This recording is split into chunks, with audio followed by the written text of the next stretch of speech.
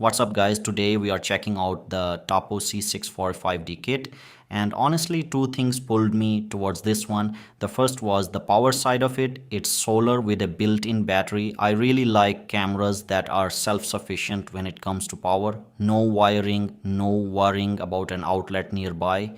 You can basically install it anywhere, and even if there's no power for weeks, the camera just keeps running.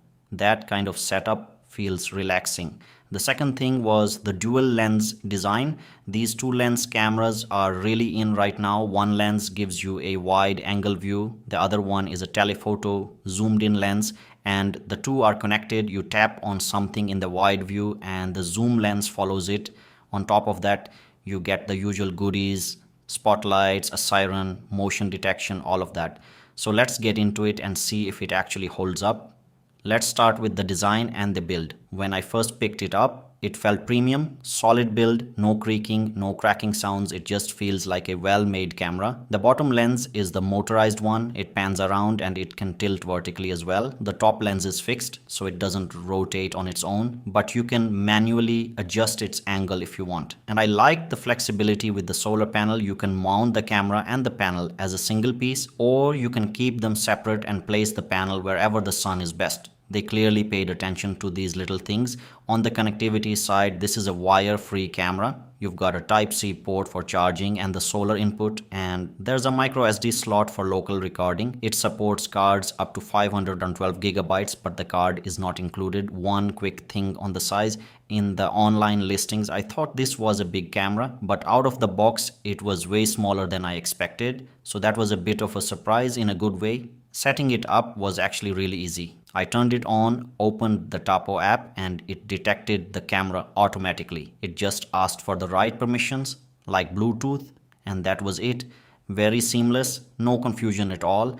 And one thing worth mentioning, it works without a microSD card too.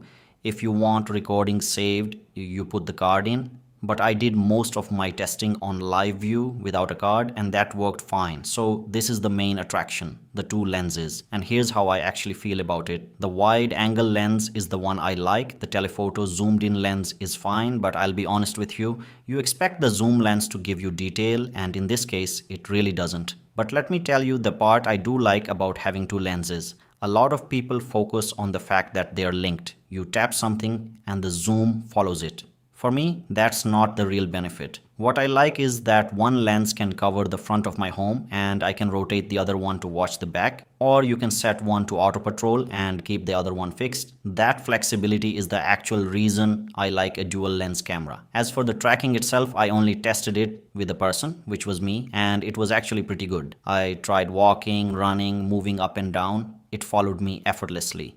No complaints there. Then comes the video quality. And honestly, this is where it let me down. The camera quality was a bit of a disappointment. Both lenses recorded 2K, but it doesn't capture the detail you'd want. There was a car parked directly opposite my home. Straight line of sight, nothing in the way, and I still couldn't read its number plate through the camera.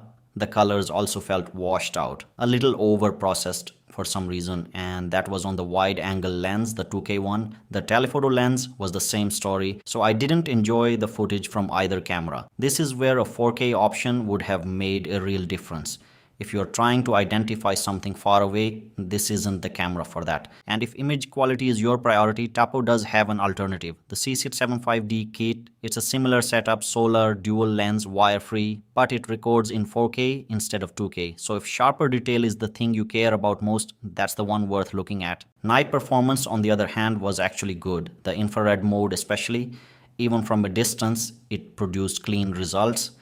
And the spotlight was genuinely good too. It feels like you've got a mini flashlight up there. It lit things up really well. So yes, the spotlight does improve the detail you can actually see. Battery and solar wise, this was the biggest surprise for me in a good way. And I'm mainly talking about the battery life here. I set it to only activate on motion detection, and with no motion around, it stayed at around 100% for 2 to 3 days. That standby time was amazing. Then I started hammering it with testing, spotlights, the alarm, all of it, and it only dropped to about 97 or 98%, and the solar panel wasn't even connected for that. That was all battery. So from my testing, The power side is excellent, and to be fair, let me give you the official claimed numbers too.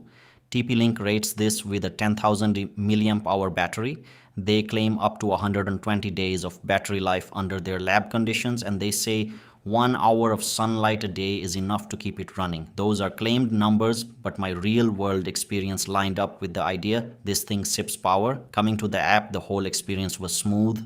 Notifications, playback, live view, the settings, everything was easy to use, and I didn't feel like important features were locked behind Tapo in an annoying way. The audio was decent too, both the microphone and the speaker, and the two-way talk was usable at a realistic outdoor distance, not just standing right next to the camera.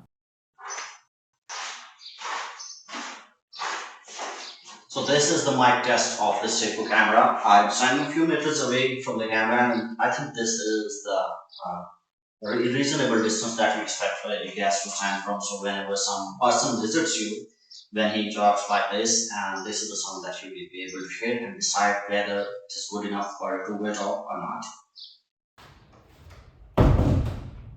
What's up guys, this is the sound test of the Tapo camera, and the sound that you're hearing is actually coming from that speaker. I am in the next room, so you can't hear me directly.